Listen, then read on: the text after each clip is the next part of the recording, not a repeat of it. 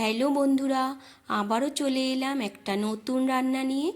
আজকে রান্না করব পেঁপের চাটনি। তার জন্য দেখো এখানে একটা বড় পেঁপে নিয়ে নিয়েছি। এবার ভালো করে খোসা ছাড়িয়ে গ্রেট করে নিতে হবে। একদম রেডি করে নিয়েছি। এবার ফ্রাই প্যানে সাদা তেল গরম করে নিয়ে এর মধ্যে দিয়ে দেব 1 চামচ 5 ফোড়ন, আর দিয়ে দিচ্ছি একটা শুকনো লঙ্কা। শুকনো লঙ্কা আর 5 ফোড়নটা হালকা করে ভেজে নেব। ভাজা হয়ে গেলে তারপর এর মধ্যে গ্রেট করে রাখা পেঁপেটা ঢেলে দিচ্ছি। দিয়ে তারপর পেঁপের মধ্যে সামান্য একটু নুন দিয়ে দেব। একটু নুন দিয়ে ভালো করে ভেজে নিতে হবে।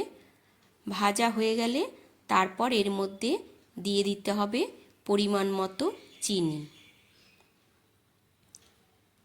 চিনি দিয়ে আবারও একটু নেড়ে চেড়ে নিয়ে তারপর কিছুক্ষণের জন্য ঢাকা দিয়ে রাখব। 5 থেকে 7 মিনিটের মতো ঢাকা দিয়ে রাখতে হবে যাতে পেঁপেটা নরম হয়ে যায়।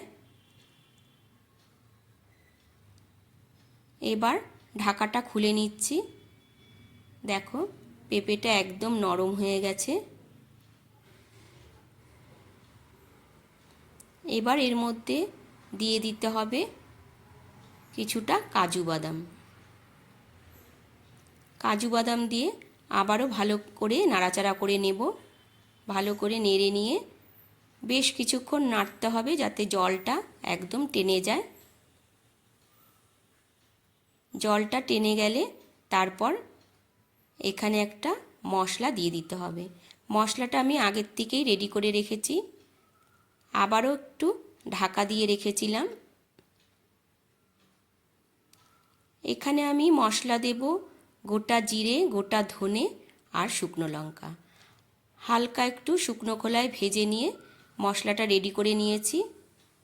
এবার জলটা টানিয়ে নিয়ে ওপর দিয়ে মশলাটা দিয়ে দিলেই রেডি হয়ে গেল আজকের রান্না পেঁপের চাটনি। পুরো মশলাটা দিয়ে দিচ্ছি, দিয়ে ভালো করে একদম টানিয়ে নেব। টানিয়ে নিয়ে তারপর নামিয়ে নেব। ব্যাস, তাহলেই পেঁপের চাটনি রেডি। আজকে রান্নাটা তোমাদের কেমন লাগলো বন্ধুরা অবশ্যই জানিও। আর ভালো লাগলে একটা লাইক কমেন্ট করে দিও। আবারও তোমাদের সাথে দেখা হবে অন্য একটা রান্না নিয়ে।